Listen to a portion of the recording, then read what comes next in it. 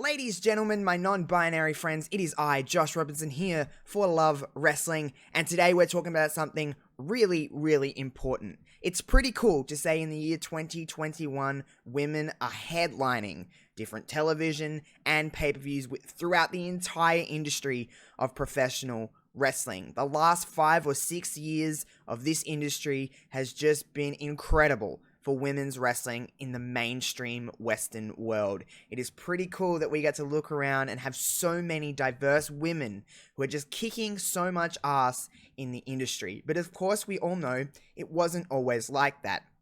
We had many different times where women were getting no segments on a television show. Women were getting no matches on a pay-per-view. If they were very little. And it was just one storyline for the championship within the WWE world. We had other different indie promotions and different stuff going on throughout the years. But women's wrestling wasn't an attraction, as you would say. It was definitely just a sideshow of just something to calm down a professional wrestling crowd.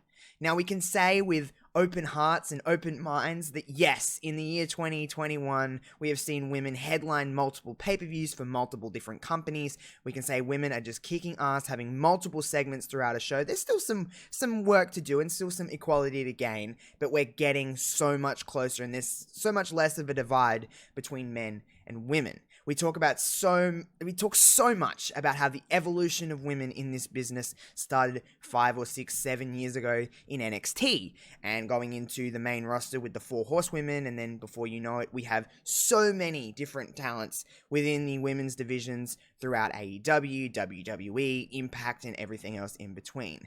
But before this evolution that we like to talk about happens and how these ladies were at the forefront of said evolution, there was an evolution before the evolution. Today, here on Love Wrestling, we're going to talk about none other than the TNA Knockouts, the evolution before the evolution. TNA, known as Total Non-Stop Action, began on May 10th, 2002. However, there was female wrestlers within the company. The term knockouts wasn't really introduced until late 2006. A 10 knockout gauntlet match on October 14th, 2007 at Bound for Glory really is when we got an actual TNA Knockouts division started, when Gail Kim became the first ever TNA Knockouts champion. If we look at WWE in October of 2007, there was a rivalry between then WWE Women's Champion Candice Michelle and Beth Phoenix. Now, this was a very unlikely story for WWE to run. It was, in fact, a model-like WWE Women's Champion. However, the challenger was Beth Phoenix, a very skilled in-ring competitor, and definitely a different look from what the WWE was presenting in that time. Now, you have to remember, in 2007, WWE was really bringing in a lot of models to work inside a ring and kind of just learning as they go, and as everybody knows, that is just a recipe for disaster when you don't have the trained grapplers in there to keep the matches flowing. Now, this was very different. While we have Gail Kim over here winning the TNA Knockouts Championship and trying to spearhead a division, we had Candice Michelle and Beth Phoenix wrestling over the WWE Women's Championship. Now, while I won't really mention WWE too much more within this video, I wanted to make it very clear of what the two contrasts was going on at the time. By the end of October in 2007, Beth Phoenix would win the WWE Women's Championship and have challengers like Candice Michelle and start working programs with Mickie James, Melina, Kelly, and so on and so forth. You can really see the contrast of what's happening here when Gail Kim is winning a 10-woman gauntlet match, while WWE is just trying to kind of put in different challenges each month for Beth Phoenix to kind of go through and just get as many different women on television as possible. As we all know, we have the benefit of living in the year 2021, we know what happens here and what is coming up. The divas were not getting a lot of time to really showcase, even with someone like Beth Phoenix in the ring. While the Knockouts were really trying to establish that we are trying to be different from WWE. TNA was known for their X division and for having really different skilled in-ring competitors in a 6-sided ring, while WWE was kind of just doing what they were doing since the late 90s into 2007, as we're talking about now. So the Knockouts were in a very, very interesting position. They had a chance to really put women's wrestling and really be an alternative from what the WWE was offering with the Divas division. Now let's really dig deep here in what happens prior to Gail Kim winning the Knockouts Championship. A big reason why the TNA Knockouts were gathering so much attention was the rivalry between Gail Kim and Awesome Kong. There wasn't a lot of times throughout history when two women were able to get so much focus from not only the company, but also the fans. They were main eventing Impact tapings, they were literally wrestling for 15 to 20 minutes on pay-per-view throughout multiple different matches within this rivalry. Of course, they would go on for years and years and have many matches, but it was really at the beginning of 2008, the end of 2007, when this rivalry really began. There wasn't a lot of times when you could say the women were getting gimmick matches, or the women were getting a lot of time, or the women were just gathering attention from both management and fans, like I said before. Gail and Awesome Kong were doing things that women were not doing on a mainstream wrestling world, and it was really establishing TNA as being an alternative to WWE with how they presented women. I think this is when we realized, and when TNA realized, that hey, let's be different from WWE. If they're presenting their women in one way, let's do our women a little bit different and actually present them as wrestlers and in-ring competitors. Gail Kim was very, very honest in many different interviews that she went to TNA simply for the fact that WWE was not offering her opportunities throughout her time, in her first run at least, in WWE. So she wanted to come here, really be the pioneer of the TNA Knockouts as the first champion, but it was on the episode of Impact on January 10, 2008, where Gail Kim was defeated by Awesome Kong in an absolutely incredible match that Gail and Kong had, and Awesome Kong would go on to reign for quite some time over the division. Now, while Awesome Kong and Gail Kim were having some incredible matches, as you know, a division needs depth. There needs to be other women that come into play to really make a division and not just two people having a bunch of great matches. That's where women like Taylor Wilde would come in, Angelina Love, the Beautiful People, of course, were a big staple of characters inside the TNA Knockouts division. You had ODB, and eventually would have the likes of Tara, which was Victoria in WWE, and Mickie James coming over as well to really establish this division.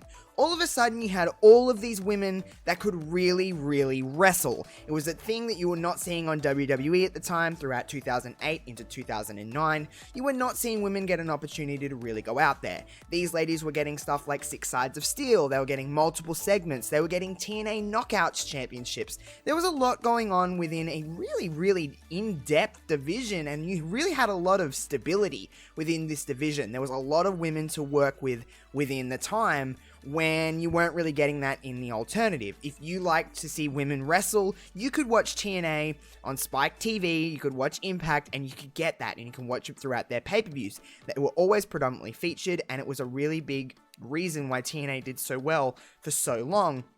Say what you will about TNA, but they really did have a few really, really awesome years where they were kicking a lot of ass. I think it would be a disservice to wrestling everywhere if you can't mention the TNA Knockouts were a big reason why TNA was doing these things. But like I said, you had Angelina Love and the Beautiful People, you had ODB, you had Tara, you had Mickie James, Awesome Kong, Gail Kim, Taylor Wilde, all of these different women and very diverse women wrestling their just hearts out in the ring and establishing why women can be a predominant role within the industry. One thing TNA did well and unwell was the ability to be an alternative to WWE.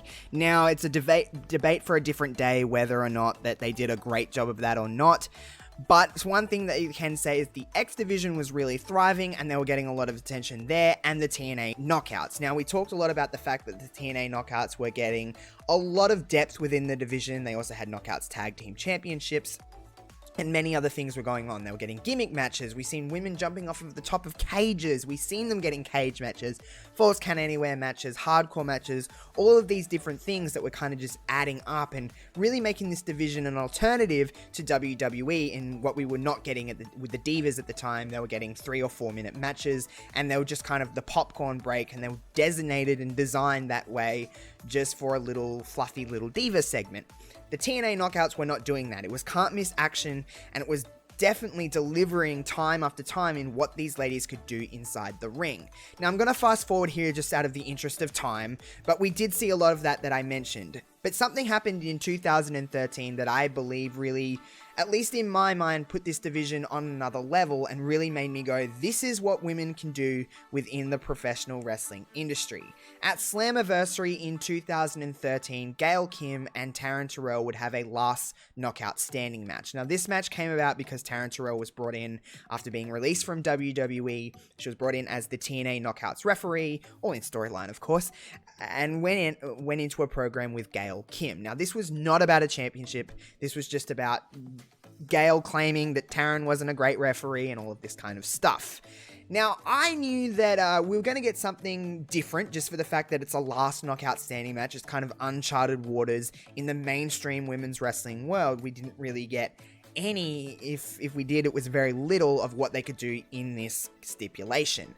What we witnessed throughout this match is something so incredible for a multitude of reasons. Yes, the match was fantastic, it was physical, and it really did kind of take away the divide, I should say, with what men and women could do within the industry, because it was just a great professional wrestling match. What was something that was really cool about this, and what it really steps up in the evolution of TNA Knockouts and the evolution of women in the industry, is that we had uncharted waters in what Taryn Terrell could do, because she was coming from a world of WWE, which was only giving you the opportunity to do 3, 4, 5-minute matches. We didn't really see a lot of what Tiffany could do in the ring, and then coming into this, we really didn't know what to expect. It was the amazing talent of Gail Kim and also the amazing talent of Taryn Terrell to really just mesh. There's chemistry in professional wrestling. These two had it, and create something that would go down as, if not the greatest TNA Knockouts match of all time, one of the greatest TNA Knockout matches of all time,